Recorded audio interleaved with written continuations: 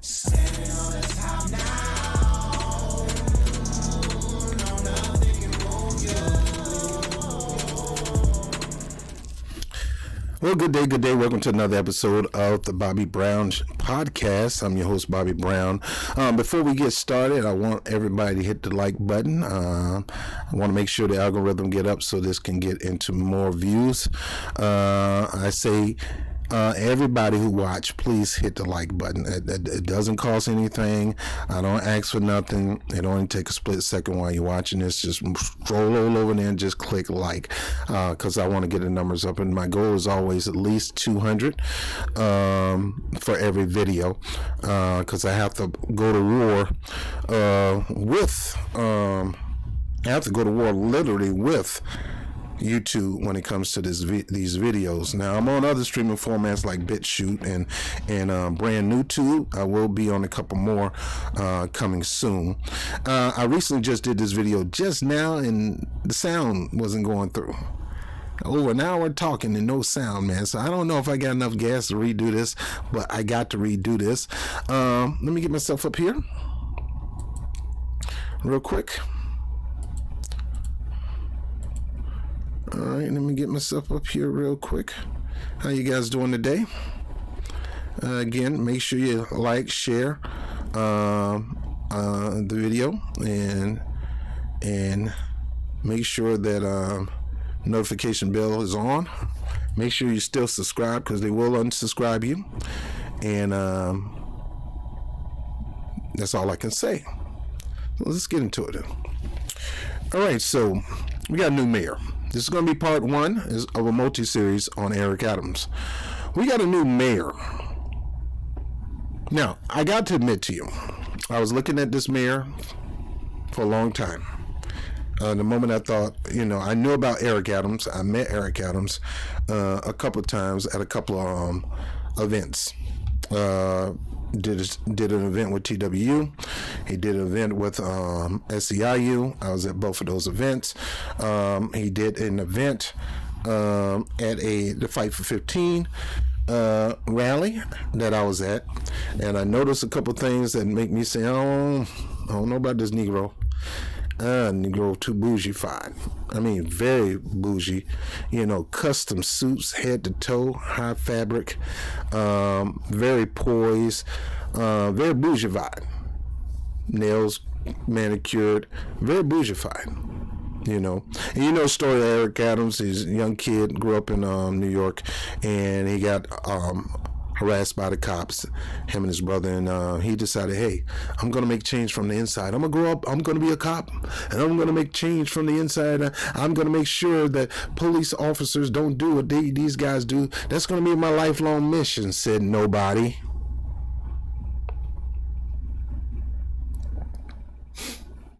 This guy barely won his primary. They had to do recounts.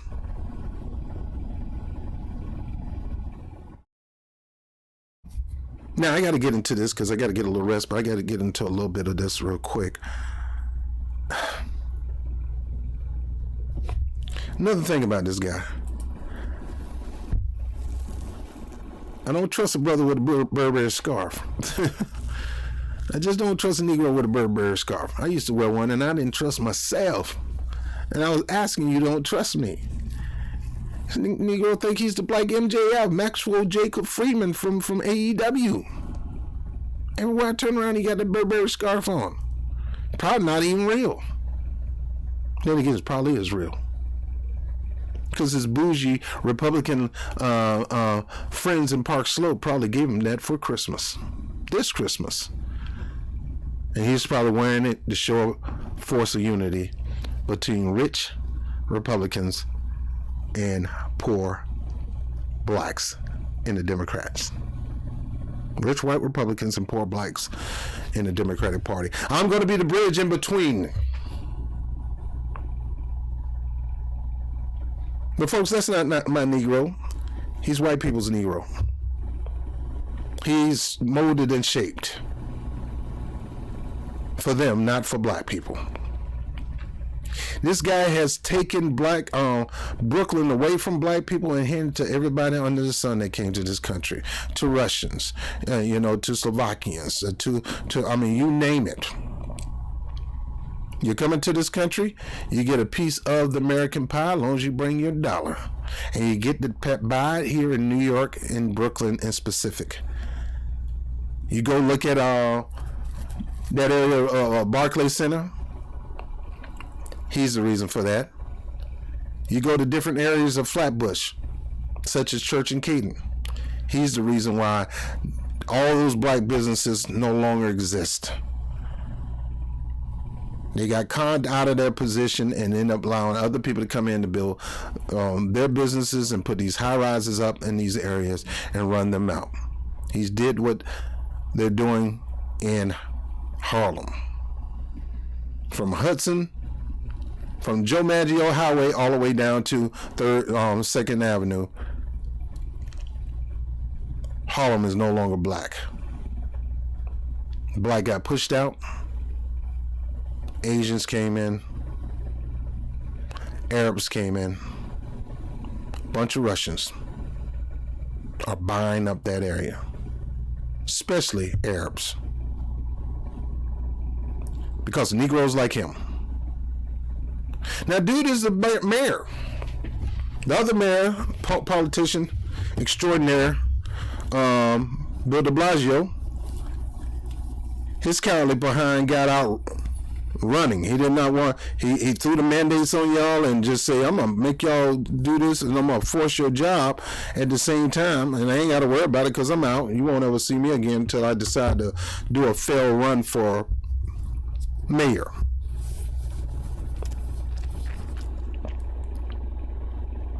We're going to watch an interview of one of Mayor Eric Adams' first appearance, not on Fox, which he probably fit well there, but on MSNBC, on Morning Joe. Now, before we get into that, let's go ahead and get this disclaimer out the way. In good faith, this work contains fair use of copyrighted and non-copyrighted images from the public domain in the web for non-commercial and non-profit educational purposes. This work is distributed free of charge. Free, I don't charge you. The author has neither monetized this work, I never monetized this work, nor saw any profit from its distribution. Copyright disclaimer under Section 107 of the Copyright Act 1976. Allowance is made for fair use for the purpose such as criticism, comment, news reporting, teaching, scholarship, and research. Fair use is a use permitted by a copyright statute that might otherwise be infringing. Non-profit, educational, or personal use tips to balance in favor of fair use. This work contains original work of the commentary and critical analysis. Quotations are attributed to the original authors and source. So we're going to get into this real quick. And we're going to start with part one of his interview on Morning Joe. Joining us now, the new mayor of New York City, Eric Adams. Also joining the conversation, we have member of the New York Times editorial board, Mara Gay. Good. Now, a couple things about Eric Adams. He works out. He's a plant-based guy. He's bougie as they come. Custom cut suits. Negro think he the mayor, Ric Flair of mayors. Yeah, he think he's the Ric Flair of mayors. Good to have you on board this morning. Happy New Year to you both. And Mr. Mayor, what a beginning to your not only new year, but new job as mayor of New York City. And of course, he's going to be doing the rounds, and they're going to be showering him in praise because they need him. They need him to be used as a tool. They need people like him. They need people like Al Sharpton. They need people like Joy Reid. They need people like the new coming soon, and we're going to talk about that. Simone Sanders getting her own show on MSNBC. They need people like that to kind of play on the minds and the heart of black people. And them showering praise is part of the process of you tuning in to them instead of anybody else. They need to show you that they care about black people, and the way they show they care about black people is, let's have these so-called black leaders who we've chosen, not the people chosen, but we've chosen. People had no choice but to pick, and we had to kind of help them with their pick. But we got to show them that our Negro that we picked for them is best for them, and that we're on your side and we got your back, and we need you to continue to watch us, because we're going to have these people talk about what they're going to do, not for you, but for all of New York or all of the United States. Not you, black people, even though you put him in there. He ain't going to be doing nothing for you. Let's get at it. I had this James Bond thing. He calls in, and 911 goes, yes, can I get your name, please? He goes, Adams.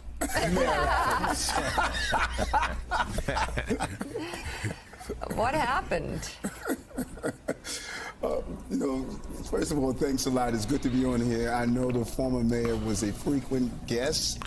Now, we're not going to talk about Bill de Blasio. He's basically saying I want to be up here just as much Bill de Blasio to spit a whole bunch of bull crap that I'm not doing for the people, especially black people, and I want to be able to do it on the neighborhood. I want to be able to talk about the things that we're doing, that we chose to do, not the things that we're doing because the people chose me to do it and voted me to do it. And here he is. He's on TV right now.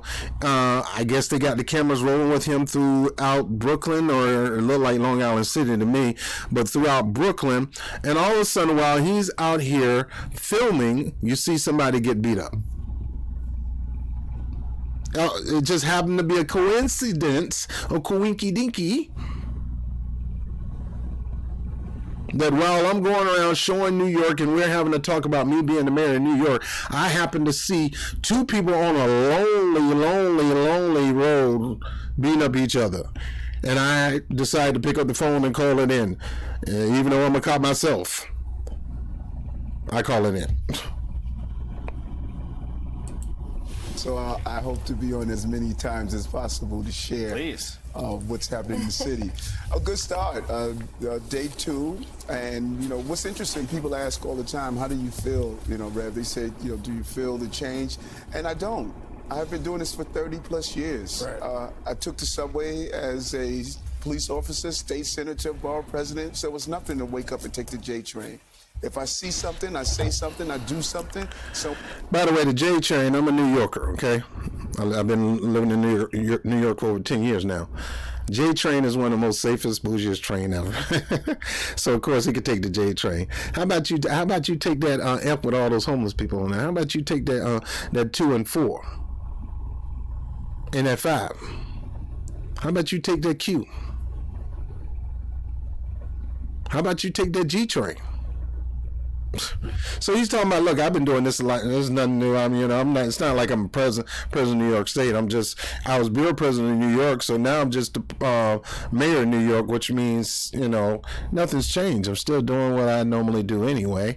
So there's no big change. You might think it's a big deal that I made mayor, but I kind of knew I was going to make mayor anyway. And me being mayor doesn't change anything, because the borough that I represent is one of the 5 boroughs of the entire city. So if I govern Brooklyn, one of the most aggressive growing black people pushing out cities in America, boroughs in America, I definitely can do New York and take this same template and drive out more black people out of New York.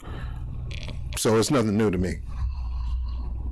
When it's having a fight on the street, I'm going to call to make sure people are safe, and talking to people on the subway. So this is a natural transition of my life, and now during these difficult times, I'm ready to lead the city forward. Now, difficult times. Don't you think this is just, you don't think this is not a little staged?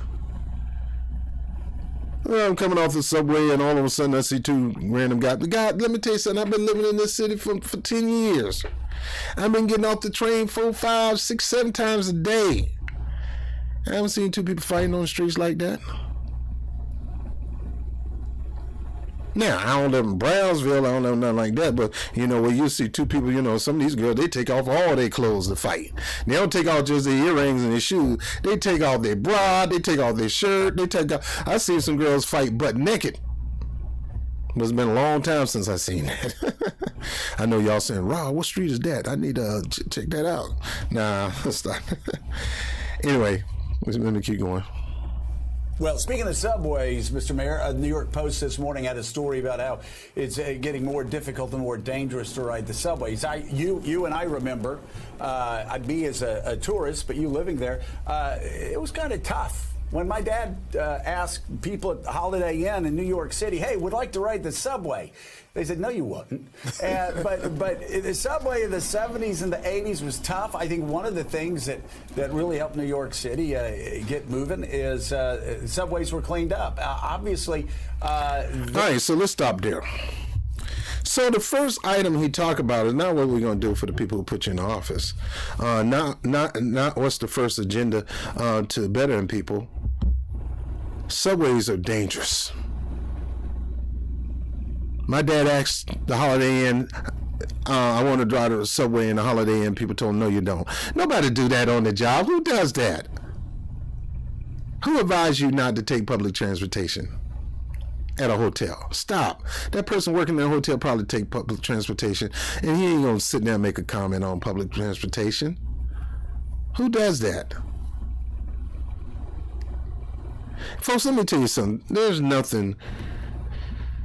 The subways are not as dangerous as they're trying to portray you. It is one of the major forms of getting back and forth to do what you do. Shopping, work, whatever. Seeing family members, seeing loved one, going on a date with your girl or your man or whatever. It is the number one way. Express bus is the number 30 way. The public bus is the number 2 way. The express bus is number 3. It's a little bit more expensive. It's $64 a week, $240. Most people are not going to pay that. They'll rather pay the $120 a month to be on the subway. Now, don't get me wrong. You got some characters up there. One of the reasons why I decided to take the express bus is because I saw a grown man walking around with a diaper quoting Martin Luther King's speeches. Was he violent? No. You get a lot of beggars, a lot of panhandlers on the train, but you very rarely see violence on the train. Very rarely. Now, don't get me wrong. It's violence on the train, and if you work in that atmosphere, you'll probably see more of it than anybody. But the average Joe or Joella is not going to see people fighting on the train, people robbing people on the train, not like it was in the 70s and 80s. But the bottom line, it was a more feasible way of traveling. So he's saying, look, we need to find some way to clean up the subway. And in this article, you mentioned talking about clean up the subway. Well, when they mention clean up the subway, they mean put police officers on the subway. And I don't mind police officers being on the subway, but they don't need to be one. You don't need to always turn around finding them sitting on the train, looking at you to see if you're going to do something.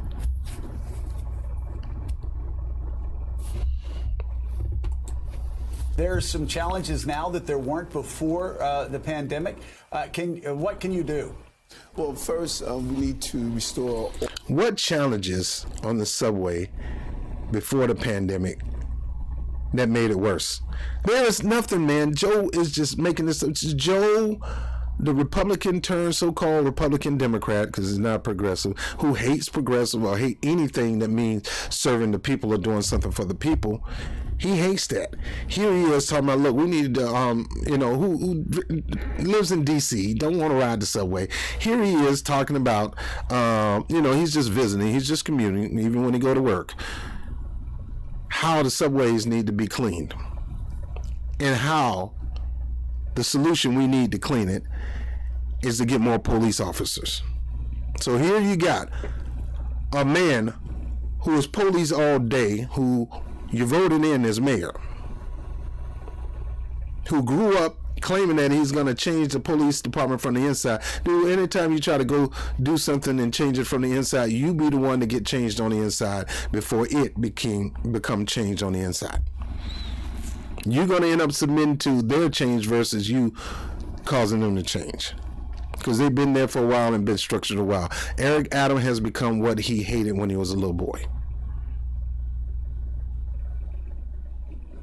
And it is proven in his answer to Joe Scarborough right here, who's also law and order police. He's also Ronald Reagan, who's also Richard Nixon and Donald Trump. Both of these guys. order to our subway system, and that includes a combination of things. I was a former transit cop during the mid-'80s where you rode the subway system. You're right, it was graffiti everywhere, crime was everywhere, and a level of disorder. And what we must do is, number one... Yeah, but this ain't the 70s and 80s, man. It's not even the 90s. It's not even the 2000s. It's 2022. You're talking about 40, 50 years ago. You're talking about 30 years ago. It's not the same. Folks are crashed out, sleeping in peace, snoring on a freaking train. Folks are dancing, singing, getting their comedy on, singing. You got subway performers making money on the train. Folks, it's not bad, but they're going to make it seem bad to justify why they need to get more police. My police officers must be back in the subway system because... Now, get this, before we go into this. Now that Mayor Adams is in charge, you belong to him. You're his property. He's your master. You're his slave. You are now known as his police department, his workers, his teachers, his, his legislators, his homeowners. This fool gets in the office, and majority of New York, all of New York didn't vote him in because all of New York don't vote a certain person in. Most people that voted him in as blacks and Latinos, some Asians, not many, some white conservatives, very, very little. But yet, you are his people. This is his city. Listen to the termination, my police department. Now the Negro just got in a position, it ain't been a whole week, and he's saying, you belong to me. You're mine. I own you. This is my police department. This is my police. De Blasio never did that. Bloomberg never. I don't think Bloomberg ever does it. These niggas gonna take it. Man, this is mine. You're mine. You're my nurse. You're my worker. Let me tell you something. I've been here 10 years, bro. You just get in this position. The hell with you trying to claim me as one of your workers? My workers need to get back to work. Fool, if I need to stay home, I'm going to stay home. I don't belong to you. Let me keep going. It was graffiti everywhere, crime was everywhere, and a level of disorder. But it's not right now, man. It's not.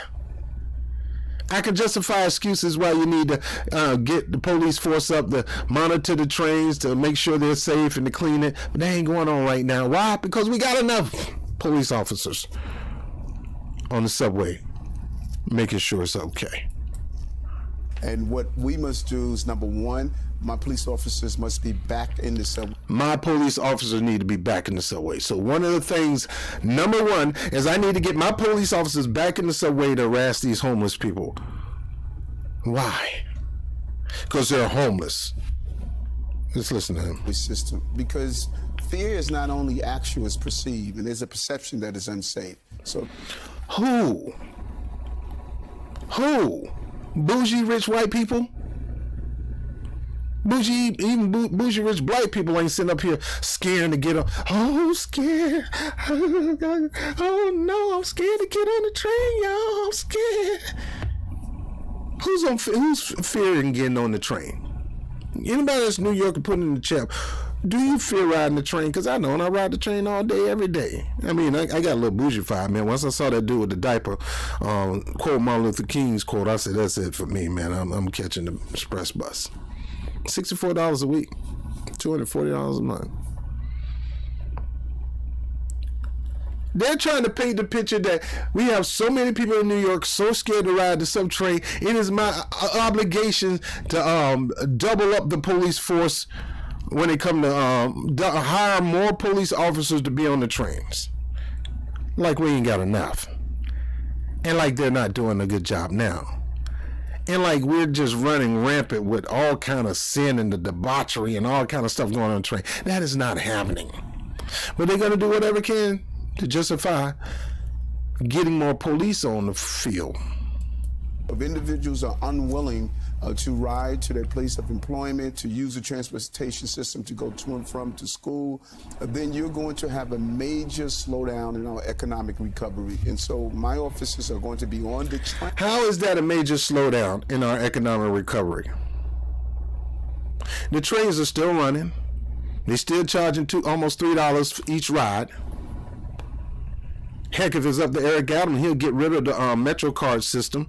They're trying to replace it with this thing called Omni, where you just scan your phone and pay automatically, just, you know, like Google Pay and stuff like that, which means there's no discount, which means if you ride the train 5-10 times a day, you're going to be spending $15-$20 a day on the train, times 30 days. That can add up to $500-$600 a month.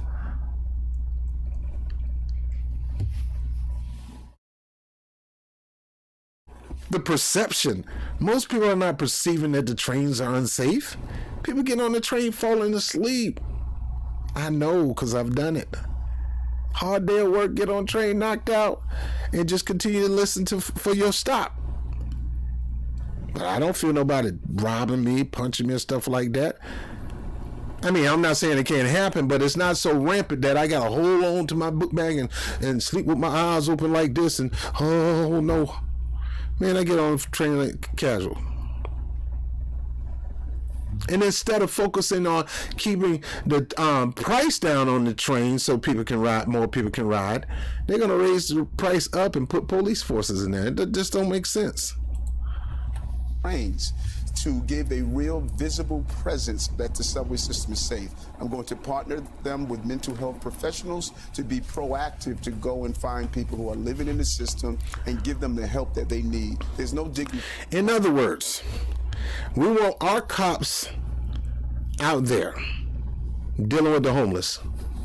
We're going to have mental health people partner with the cop instead of having a mental health department in the police department and have them go out there and talk to homeless people, real true mental health people. And again, he's still saying your minds. In sleeping on the train or sleeping on the platform. Now he said there's no dignity in sleeping in the train or sleeping on the platform. Maybe not for you. You're bougie rich elitists. You have sold out your own people in your own borough. So you're definitely going to do it here in the city.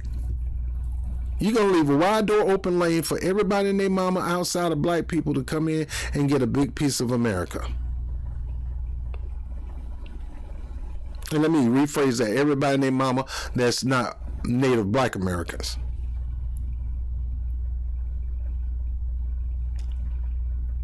Nobody's on the subway desperately scared, fearing their lives. And everybody that's homeless is not lacking dignity. I met a homeless guy and I asked, dude, I see you go through here every day. What's going on? He said, man, people just assume that just because I'm homeless, I'm crazy, I'm disturbed. He said, honestly, I go to NYU. And I can't even afford to stay in the dormitory. And I can't afford to be spending all this money on unnecessary stuff. All I can do is pay for my classes and my book. So I sleep on the train, just to sleep. I go to Starbucks or I go to a park and sit down and study.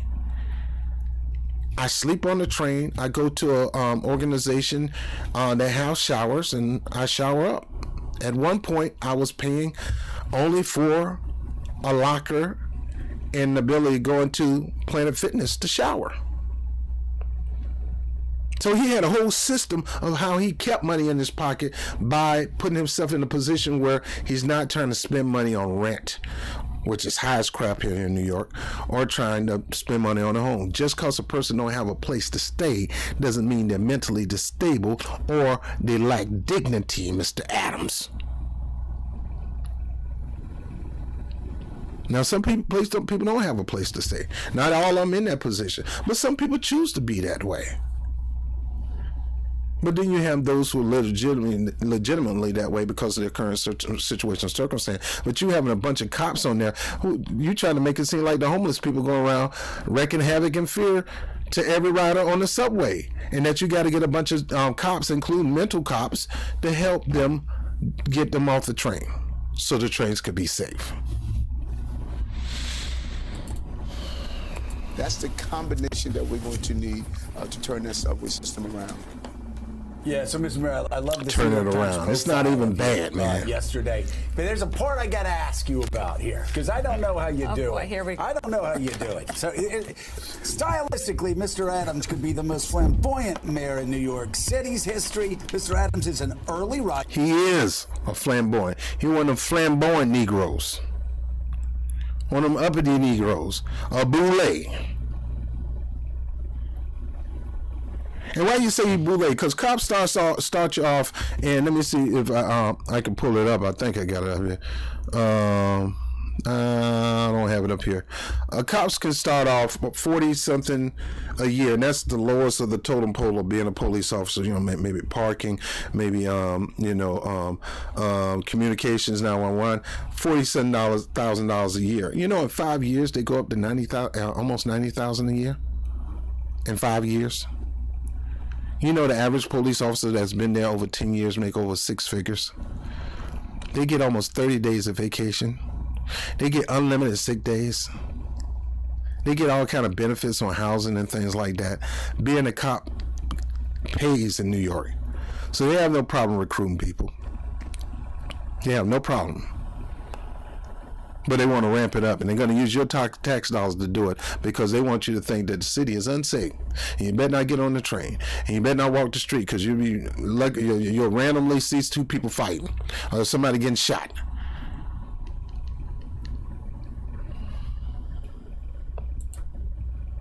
A vegan and a wellness enthusiast who keeps a frenetic schedule. He is a stylish dresser. He's not a vegan. He's a plant-based guy. That's what caught my interest because I'm trying to live a plant-based life. Who campaigns shirtless in Orchard Beach in the Bronx. No, I'd never do that. You don't want to see that. He socializes with Republican billionaires and celebrities, and he wants to take his first paycheck in Bitcoin. And then it talks about how you stay up really late. Yes, I like my Ferragamo. I go to Zero Bond. Yes, I do hang out with the boys at night, but I get up with the men in the early. Now, I can relate with you getting up early in the morning, but man, where does all that energy come from? Staying up late at night, getting early in the morning, and you're a hard worker. How do you do it? In other words, I'm one of those bougie 5 Negroes, man. I wear custom suits. I hang out with the crowd. I hang out with the upper echelon, upper elite. We party all night and work hard during the day. You know, I wear my jujubes, and I don't eat pork. I don't eat beef. I don't eat, you know, that's what you black Negroes do. Y'all eat all that pork and beef and get high blood pressure and stuff like that, knowing that he did that at one time, and the doctor told him if he don't stop it, he's going to have a heart attack like the doctor told me. I don't do that. Now, as a result, now he's fit in shape. Now he got this position. When he was a borough president, selling Brooklyn out to everybody but black, driving out black people out in neighborhoods, and he became popular among the upper echelon and upper elite because he was hired to do their bidding. Instead of burning down black neighborhoods, he with craftiness found a way to con them out of their buildings and out of their land. This guy, brother, black guy. Right there. Well, you know, many people don't know. Rev is up at 5 a.m. in the morning in the gym. And trust me, I see Reverend Sharpton sometimes, you know, late at night, you know, but he's up, and I learned from him. Listen, this city was missing our We were missing our excitement. You know, people need to see and feel what this city is all about. This is the place to be. And the mayor should personify that. Everything about the mayor should show the energy, the excitement, and why you want to be in New York. It is a privilege to live in New York City. And I know that. And those who don't understand it, they're going to watch a mayor for 4 years that is going to show the entire globe why you should want to be here in New York. New York is the best place to live on the globe. Now, I agree with him. I love New York. It's hard for me to go back to Virginia, hard for me to go back to Florida. I love New York. The only problem I got with New York is the rent is too doggone high. It's the only thing, and it gets real cold here. I love New York. I love the 24-hour life. I love the ability to just get 2 o'clock in the morning, get on a train, go get something to eat. But, I love that. It's a city that never sleeps. This brother's saying we lost that. I ain't never seen it gone. I continue to enjoy myself in New York City. I don't give a crap if a freaking plague come or a freaking pandemic come. I'm not going to stop living my life. I may stop for the sake of other people, but not for the sake of me. This brother saying right now, I'm going to be an image of that. Bring back that light, the flair, the cosmopolitan, Caswell Fair, whatever they call it. Saturday Fair. I'm going to bring that bouginess of, like Trump did in the 80s and 90s. Trump represent New York. This is when black people was liking Trump. You were liking Trump. Trump showed you what it's like to be a wealthy man and go from so-called bottom, building your own. Starting your own business, which he never built his own. He took his daddy's business, and that's another story. But you saw him on different movies and celebrity parties and limelight and dancing with Epstein and pointing at people and pointing at women and talking about their bodies and stuff like that. And with Epstein saying, I don't like them women. I like that little girl. Let me stop there. He wants to bring that back. He wants to bring that New York flair back. I never thought New York lost its flair. Sure, we're going through a freaking so-called pandemic, but he wants to be the representation of why the world need to go back to New York. Uppity bougie Negro, partying all night, working hard during the day. He wants to be that playboy man. I don't know. I mean, even if he's married, he still want to show you that, hey, New York is all about living the life, and I'm gonna show that as mayor. No, fool. As mayor, you need to be back. You need to be down there working hard for your people. Well, I can show that, have fun, and be a player and live in the limelight, and still go to the office and get the work done. Yeah, but which one's gonna be a priority? Because I don't need you out there dancing in Club 57, Club 22, or the hooker spot. I need you out there doing stuff for the people who got you in office. That's what I need you to do. Joe, I think that his answering that is absolutely right. That's one of the things I think people will see about Eric as mayor. Because I've known him 35 years, and Myra Gay didn't write that piece yesterday, but she wrote the one a few days before, and the mayor came up and served Christmas to the homeless at our headquarters of National Action Network, and he said to me, you see that piece Myra wrote on us? Because it mentioned about how both of us have different styles, and she captured him. He is the ultimate New Yorker that knows how to be a cop and deal with police reform, that knows the noise on both sides of the right and the left. But the real thing that you have to really show, and I'm confident you will, I remember when Nelson Mandela became president of South Africa, and some of the activists around him says, Madiba, we won.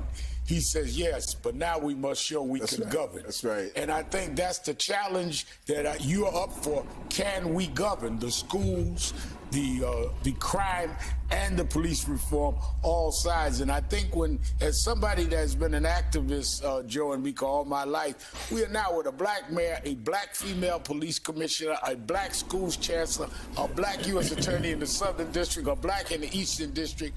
I mean, we've got to show we can. All right, so let me stop there. Okay. So we got all these black people in high positions. But as I always say again, just because they're black people, that don't mean they're your kind of black people. Just because they're black people don't mean they're your kind of black people. Don't mean they're going to be focused on your issues and you don't want to put them there. Black people being put in position is a great thing, and we need that to happen. But the reason black people put black people in position, even the reason why black people put white people in position, because we expect these people to understand why we put them there. We put you there not just to govern, but to do for the people who put you in that position. I didn't hire you. If I hired you to clean my house, I didn't hire you to watch over my house. I hired you to clean it.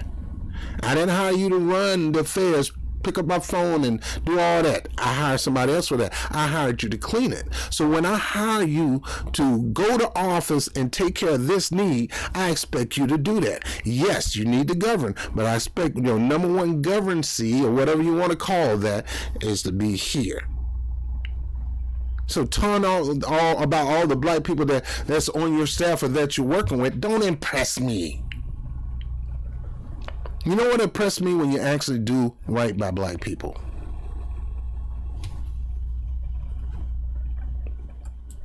Govern, not that we cannot just make noise and shots at each other. Well You are at the head of that mountain. Well said. And what we must do in the process of governing, we have to ignore the noise. Because there's a lot. You have to ignore the noise. What y'all think about that?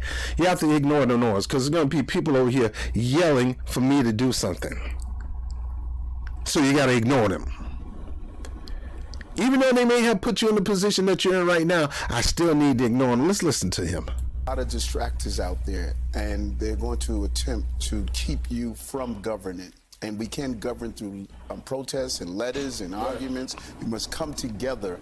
And that is what I'm saying to my colleagues in government, that we must come together to take us out of this crisis that we're facing on several fronts.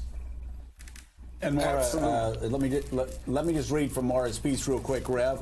I'll send it back to you, Rev, for a question, and then a question from Maura. But Maura wrote, New York's black Democratic base had endured a plague and marched for black lives.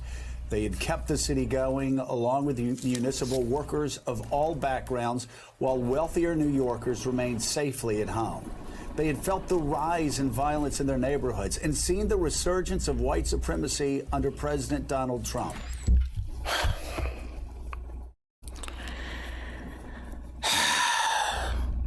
I've been in New York 10 years. I've been going through the same pandemic crap that anybody else in New York has been going through. I personally haven't seen this. They always want to blame stuff on Donald Trump. So Donald Trump is the reason why we got a rise of white supremacy in New York. Folks, white supremacy always been on the rise. And they've been on the rise because nobody really shined the spotlight on it. And Donald Trump didn't shine the spotlight on it. Social media shined the spotlight. Now, don't get me wrong. Some of them do love Donald Trump, and but some of them like Joe Biden too. And the city want to try to make it all about Donald Trump, when both of them are pathological lying, bigot, racist, rapists with rape allegations. Both of them. Both of them saying ignore the women and listen to what I say. Both of them. Folks, I'm here to tell you right now, I've been in New York for over a decade, and I haven't seen a lot of weight on white supremacists in New York out in the stronghold, out and about, just out the closet. Here I am, hear me roar. I haven't seen that here in New York. I haven't seen the hard harshness that black people go through here in New York. I'm a black person in New York. I don't see all this stuff. It's been the same. We've been going through the same old. So all this stuff that he talking about, we was going through it before Donald Trump. We were going through it with Donald Trump, and now he gone. We're going through it, and they love to keep bringing him up and not looking at themselves. Maya in this particular piece. Their choice for mayor was Eric Adams. Rev? And the choice was... The choice for black people was Eric Adams. Well, who else is going to be? We're prone to try to give one of our own a shot, hoping that they're going to have our back. Hoping we're going to put you in, but we expect you to do something for us. And sure enough, if you put me in, I'm going to do that for you. And they don't do it.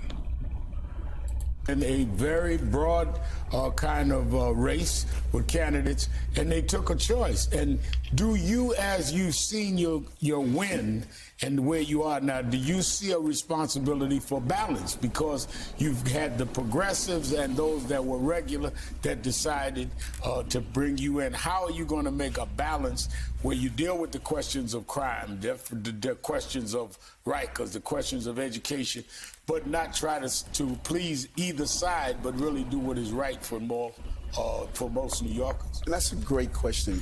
So, in other words, Al Sharpton is saying, look, these people came together to put you in office. How are you going to balance on who you're going to serve first?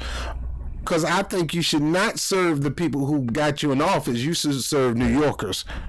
Bruh, let's let him answer that question. Because throughout the campaign, I talked about, don't put me in a box. Don't tell me I'm conservative. Don't tell me I'm progressive. I'm Eric. And being Eric means the complete wholeness of my life.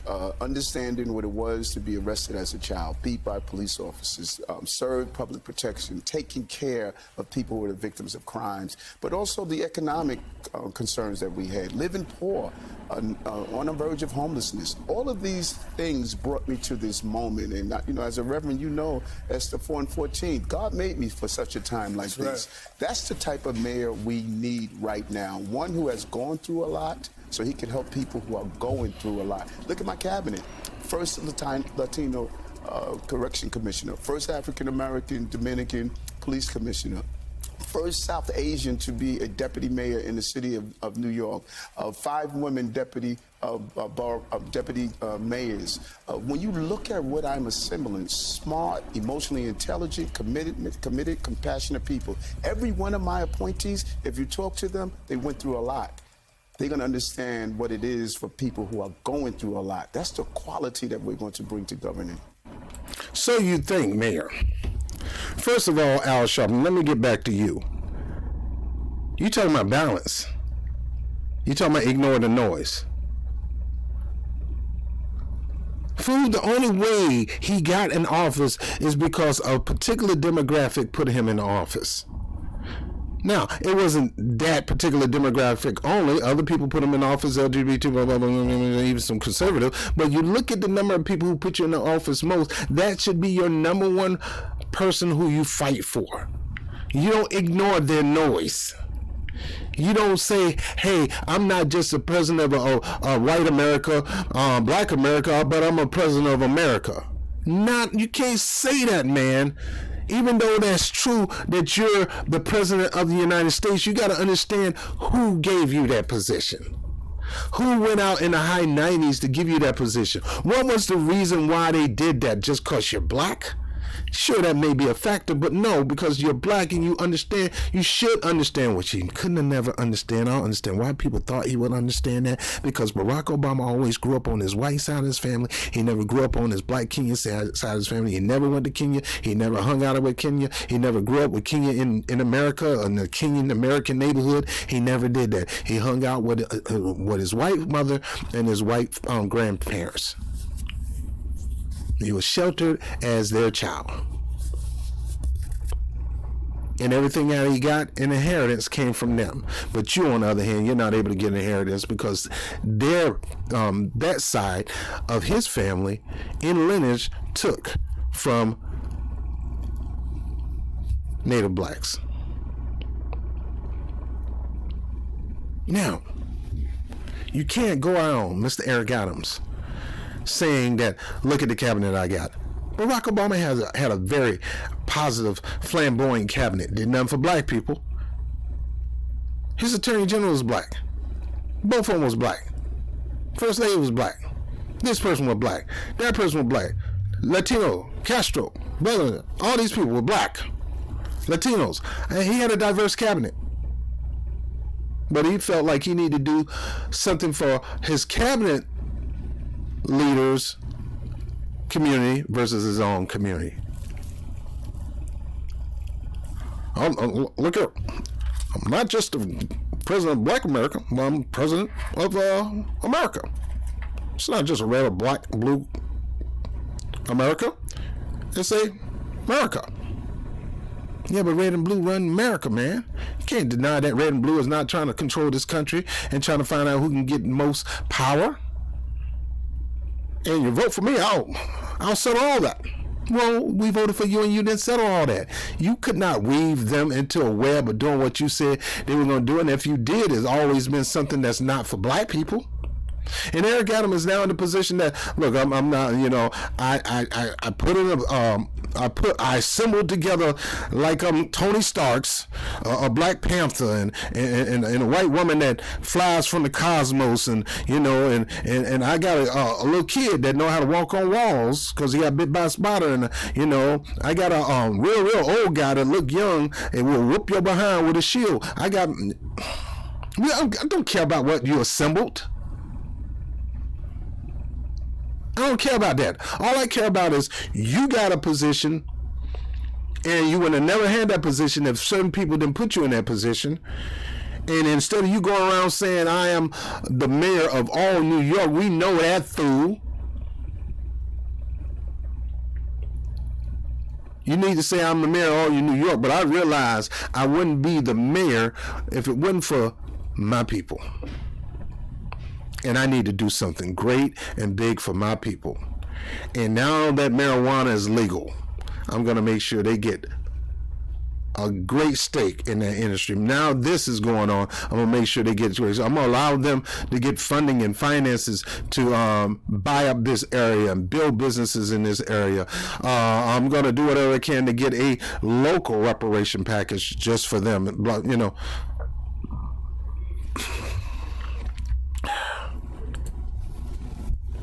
Mr. Mayor, Mara here. Hi, hope you're well. Congratulations. Thank New you. Year. Couple questions for you. One is, you know, one of the biggest challenges of serving as mayor of New York is, of course, presiding over the nation's largest school district.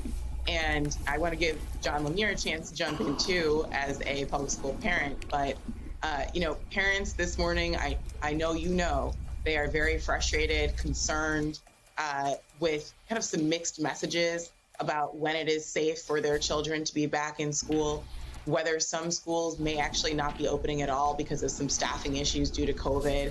I'm wondering what your administration is doing today on day 2 to streamline that process, get a clearer message to these parents, and keep as many kids in school safely as possible. And then I'm also just wondering, to pivot a little bit, if you could talk after that a little bit about what your message is to New Yorkers who almost 2 years in are just completely weary of this pandemic. And if you could... I'm not weary. Most New Yorkers can't be weary unless they got kids and all that. I can understand it because I don't have no other responsibility. But I'm not weary. I'm not downtrodden. I'm not buried in, oh, woe is me. I'm not that. And I work a regular job. I'm on the subway system. I just don't see what they're trying to paint up here to America, because this is not a local newscast. This is a newscast for America, and they paint the image that New Yorker is going through. And Mayor Eric Adams is going to take us through it. This black man, this black vegan, this black plant-based Engine 45 diet brother is going to help take us to the promised land. Look at his staff. It's multicultural. Look at all the people that he's working with. They're all black chief of police, black. The guy got his brother a job. We're going to talk about that a little later. Well, you know what Eric Adams, being pro-police, being a person that tried to cater to the conservative whites in Brooklyn the whole time that he was Brooklyn Borough president, you know what he's going to do? Cater to rich white people in the entire New York now, over taking care of the needs of black people. So his solution is get back to work, Negro. This Candyland, Negro. Get back to work. Get back to it. There's no excuse for you to sit at home. We're not going to give you a check. We're not going to give you a COVID check. We're not going to give you an unemployment check like we used to. We're not going to give you an extension. We're not going to give you a bonus on top of your current unemployment for not going to work. Get your butt back to work. Forget the 14 days because Dr. Gucci said 5 days, or what you want to call Dr. Science, because he think he is science. Dr. Gucci said we can go to 5 days. So Negro, 5 days. You catch COVID, Omnicron, Omni Hotel, in the Omni Hotel, on the Omni Zone, in the Omni Zone. Get your butt back to work and get to picking that cotton. We don't have no delays here on this plantation. Get your butt back to work. And you parents, you get your kids back in that public school. We don't want you homeschooling your kids. We don't do that because we think they might get too smart for their britches. We talk a little bit about how you see it ending in the safest way with the least amount of suffering possible. Thank you for that. Number one, the message has been clear. We have not vacillated. We have not been unclear. Our schools will open. The safest place for our children, we all know, a child must be in school for so many reasons. Not only the socialization, not only when children were at home, we saw an increase in attempted suicides. We saw a large number of sexual. So when children are home, we saw a large case of sexual assault or physical abuse and suicide because the children were at home. Folks, stop letting these people tell you these lies. They've done study. Some of the most brightest intellectual kids are kids that got homeschooled. Because they're in a safer environment. And that don't mean they don't get to socialize with other kids. A lot of them, they homeschool at home up to about 2 or 3 o'clock. When everybody get out of school, they go out and play, have fun just like everybody else. And still, Eric Adams said we're gonna have an all hands approach on schooling, just like we should have a all hands approach on dealing with this COVID situation. I'm not limiting and I'm not restricting anything. If you believe your child can be better,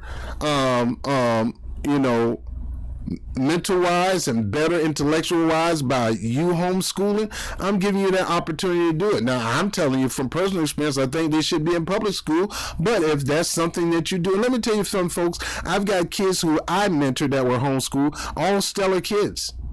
None of them end up getting a criminal record. None of them end up going to jail. Well, maybe one. But most of them are married with children, living a good, prosperous life. Great job, great career. But they're going to make you think you not getting back to work and your kids not getting back to school is harming New York. And I'm not going to have that. I need my kids, not your kids. I need my kids. So I told this nigga going around like everything is his now. I need my kids back in school. I need my teachers back in school teaching. Negro, you don't own nobody. Stop saying that.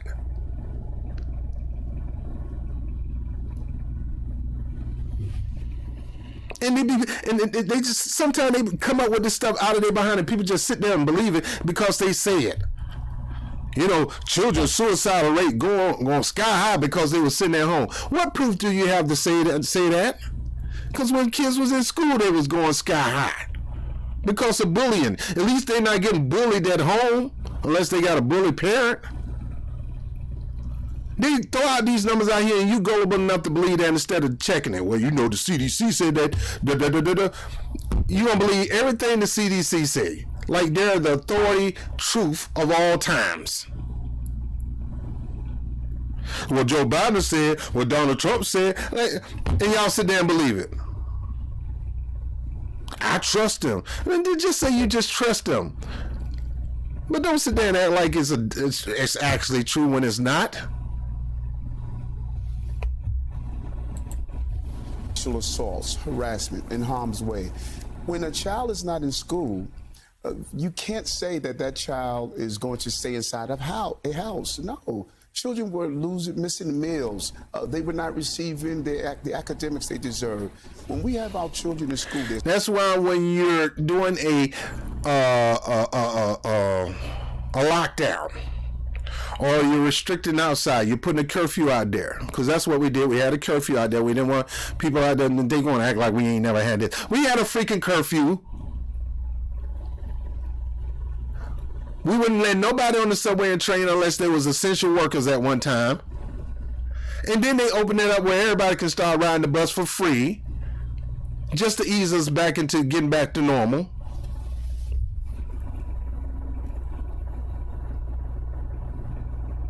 You You see me sit there and say this stuff and you sit there and believe it. And I'm not saying you don't believe it, but verify it. You know, we had 10,000 kids died of Omicron yesterday, and you'll believe that. See there, I told you that Omicron was dangerous. That probably ain't true, man. Just because somebody could have made a mistake and you took that for facts. You probably meant 10, and you took it for... It's safe. And I've been very clear on this. My children are going to be in school. I am keeping my... There you go again. I've been clear. The kids being at home is horrible. Them being home with their mom and dad is horrible. Them being on a Zoom taking class is horrible when most college students are doing that. A lot of kids have no problem with doing that. Sure, a lot of kids want to be. Look, I'm for public schools. Don't get me wrong. I think you should go to public school. I think you should be around other people. I think you should have the interaction. But sometimes you can have that too much in the day. But they try to make it seem like you homeschool. You don't never go outside. You don't never get to play. You don't never get to be with your friends. You don't never get to go to the bodega and get some honey buns and hang out on the corner. You don't never do that.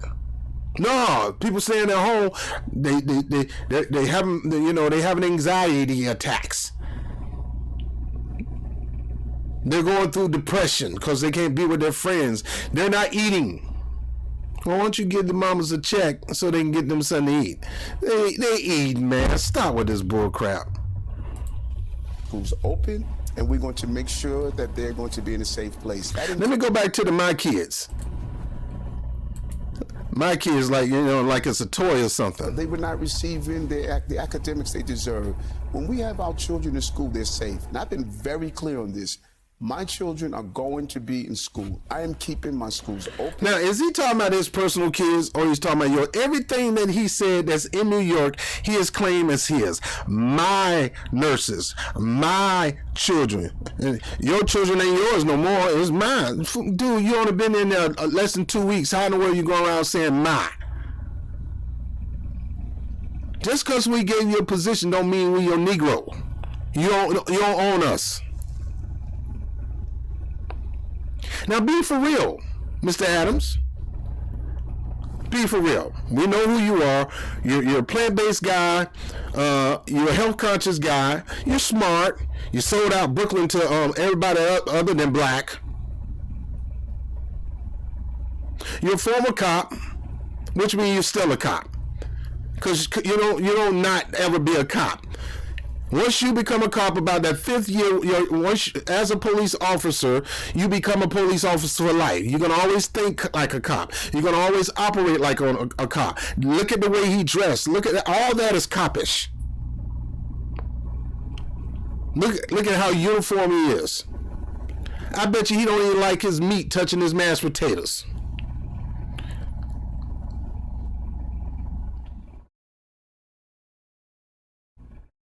And now he got a sense of power. New York is his. All his. He is now the king of New York. My cops, my taxi drivers, my nurses, my theaters, my Johnny Gill. You don't take your my Johnny Gill behind down and sit down. Understand who put you in office. I'm not the mayor of black. I'm not the mayor of Asian. I'm the mayor of all New York. Well, mayor.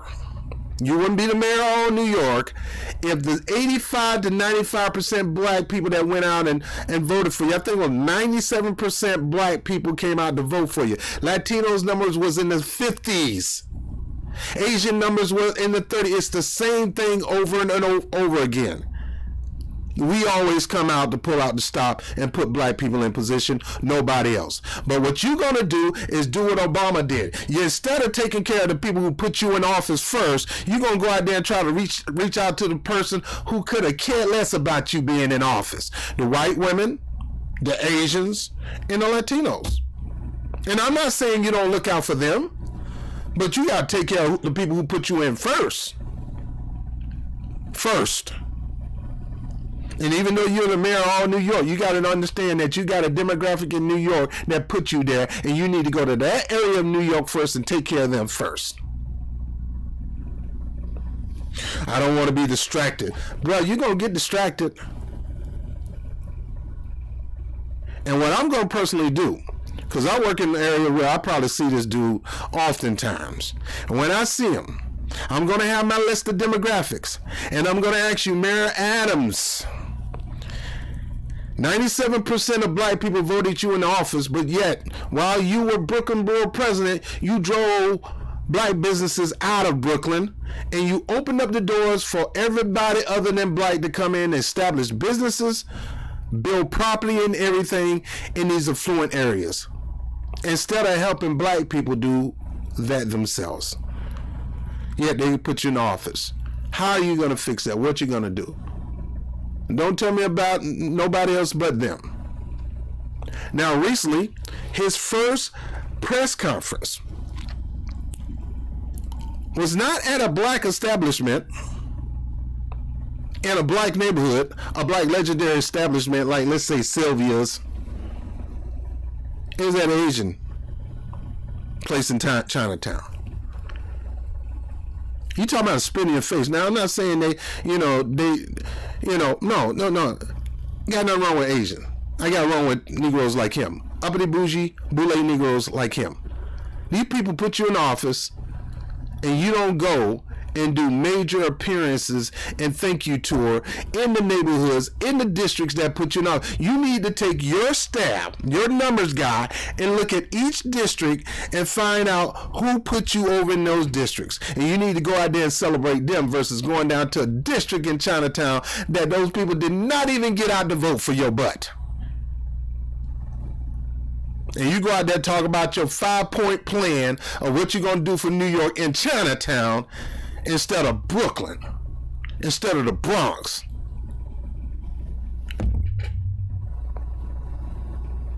Guys, I'm done with this particular video. I'm doing this whole series that you're not our Negro. Eric Adams. Just like anybody else, when you put them in position of power, they totally disregard you and start kidding everybody else. And they start talking that I'm not this. You can't put me in a box. I'm not blah blah. You need to be put in a box. And black people need to put you in a box. They need to get you in a corner and say, hey, ain't no way you gonna do this to us. Now we already getting this crap from the White House. Ain't no way we gonna let you do this in New York, man.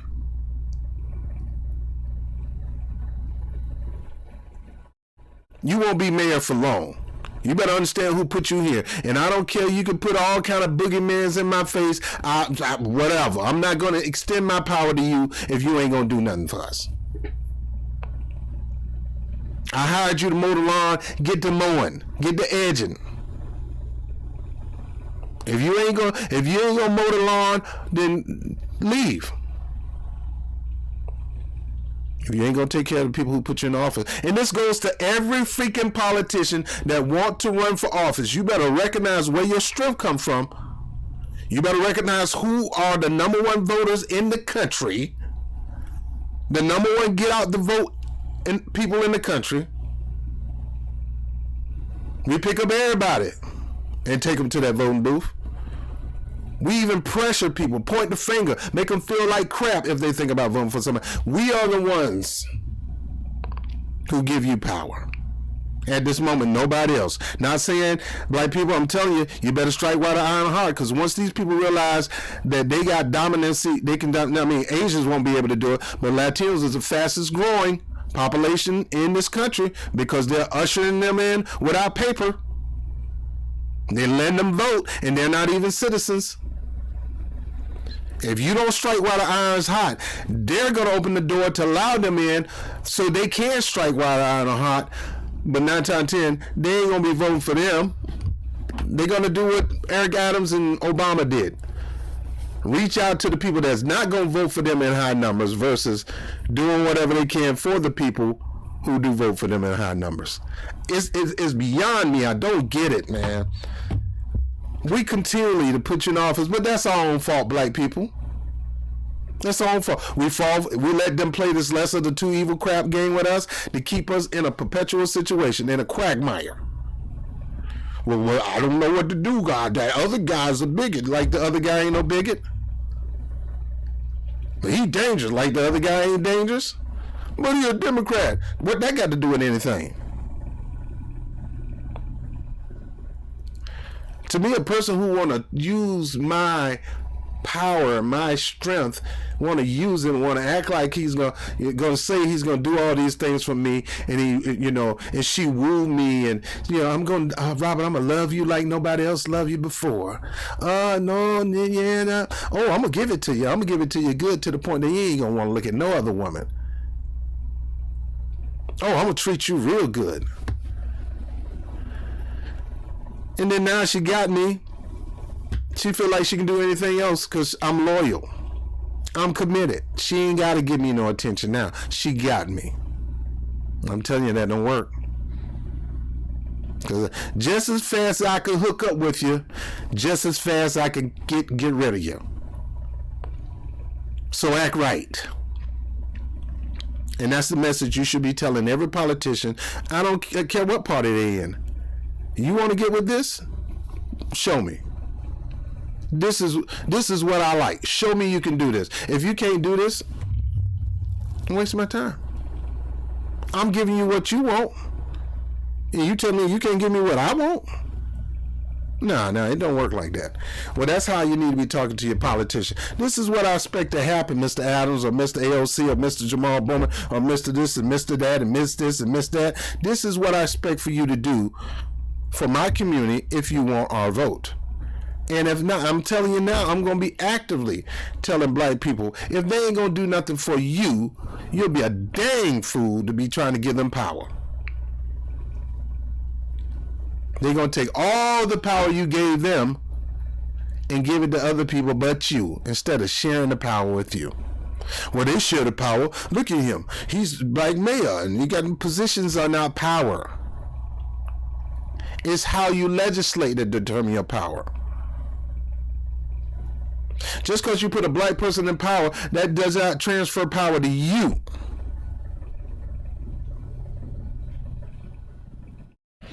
And you need to put somebody in power that's going to transfer that power to you. Other than that, why in the world are they there? I don't want this thing coming up right now. What you doing? Shut up. I'm done. I'm about to get some rest. Guys, don't you let these mayors punk you. Don't you let them come up with this cockamamie excuse about all these minorities or all these black people having position. What they do? You wouldn't have been able to put them in position if we ain't put you in the position. So don't tell me all the cast that you assembled for this particular play. Don't tell me about all the superheroes you assemble to beat these villains.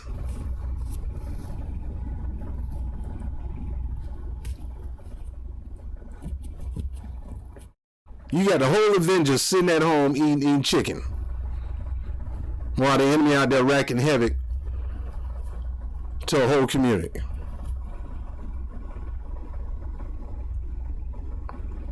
Don't let these people get away with this mess.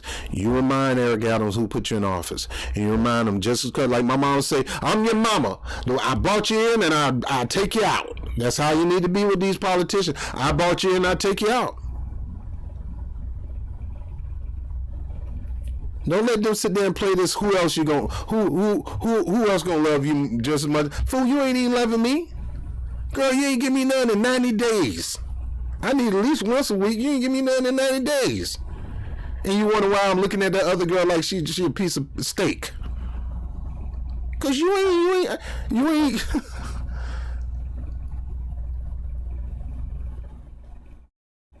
Anyway, I'm done. This is part 1 on Eric Adams. I got a whole lot more to go. We're going to talk about Simone Sanders. We got a lot of stuff to talk about this week. It's just Tuesday. Let me get some sleep. I'll let you later. This is Bob Brown with the Bob Brown Show. Like, subscribe, share.